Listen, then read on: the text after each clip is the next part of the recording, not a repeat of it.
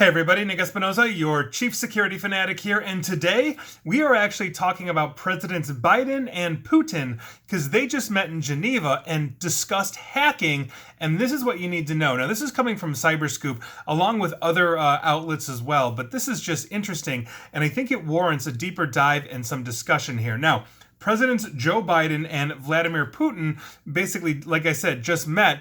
And President Biden gave Russian President Putin a list of 16 critical infrastructure sectors that basically should not be the subject of malicious cyber activity during a meeting they just had today in Geneva, Switzerland. Now, the two heads of state also agreed to task cybersecurity experts from each government, and I quote, to work on specific understandings about what's off limit and to follow up on specific cyber incidents that originate in either of our countries. That's according to President Biden at a press conference after the roughly 4-hour meeting that they just had. And I quote again, I talked about the proposition that certain critical infrastructure should be off limits to attack, period, by cyber or any other means. Now, a White House official said that President Biden was referring to the 16 critical infrastructure sectors designated by the U.S. government, and I will list those out in a bit. Now, in addition to energy and water, that includes other things as well, including election systems, healthcare, and the financial sector. Now,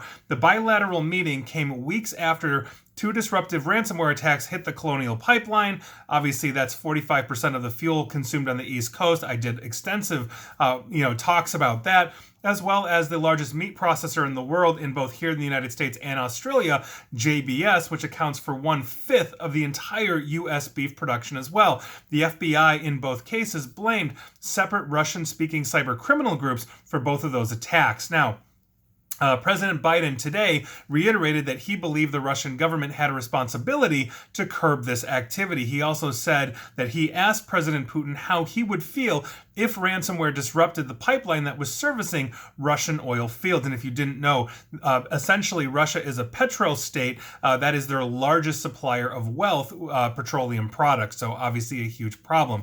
Now, when asked what the penalty should be for Russian cyber operations against critical infrastructure, President Biden suggested that the U.S. would respond in cyberspace. And for his part, President Putin said the two sides would, and I quote, begin consultations, end quote, over cybersecurity issues, while also saying that Russia has also been the victim of cyber attacks. That is actually true. Both President Putin and Biden described the meeting as professional and even-tempered. President Biden said it remains to be seen whether the cybersecurity dialogue with Russia will lead to changes in their behavior, and I quote, we'll find out whether we have a cybersecurity arrangement that begins to bring some order. Basically the United States and Russia had previously agreed at the United Nations that certain critical infrastructure should not be attacked, but the new discussions in Geneva, and I quote, take it to a new level of bilateral specificity, according to Christopher Painter, who was the top cyber diplomat at the State Department from 2011 to 2017. And I quote again, Mr. Painter, of course, presenting a list is one thing. It's important. The important thing is responding to violations and accountability when they occur. And so this brings up a couple of thoughts for me. President Biden mentioned the 16 critical sectors of the United States should be off limits, but does that mean everything else is essentially fair game? Now, I understand we're not going to stop criminal hackers from basically hacking, and what President Biden is talking about is mostly state-sponsored. However, it's also giving quote-unquote safe harbor to criminals within a country's infrastructure. If you recall Colonial Pipeline, for example, it might have been a Russian-speaking gang, but nobody was blaming the Russian government for essentially supporting them outside of essentially giving them, for lack of a better term, safe harbor within Russia's internet infrastructure for them to launch attacks.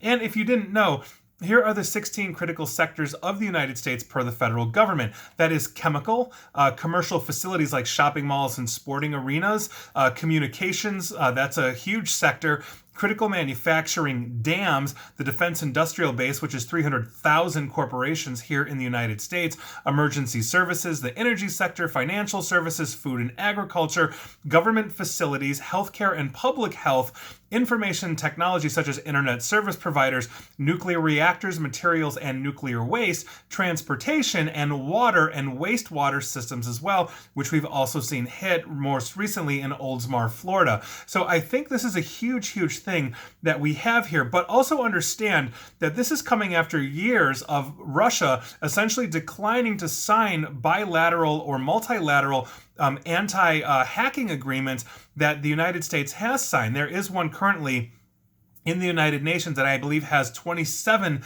signatories, including the United States, saying that the U.S. government and all of the other 26 or so governments that sign this will not attack the critical infrastructures or sectors of their respective countries, even though, let's say, espionage is still on the table.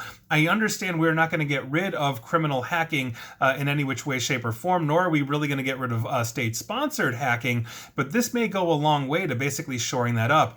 Essentially, the ball, I think, at this point is in Russia's court, as the United States is either the number one or number two, depending on the day, target on the planet for this kind of attacks. And we've seen some of the most largest and spectacular attacks on the entire planet happening against United States infrastructure, many of that being part of the critical sectors that are considered obviously vital to the survival of the United States. So we're going to see where this goes. Obviously, with things like this, I have a lot of hope, that we can come to some kind of agreement, and we might see some kind of, receding or lowering in cyber attacks. Although I have to say, the breaches of the week videos that I do every Sunday continue to get longer and longer and longer, with one or two exceptions that are a light week.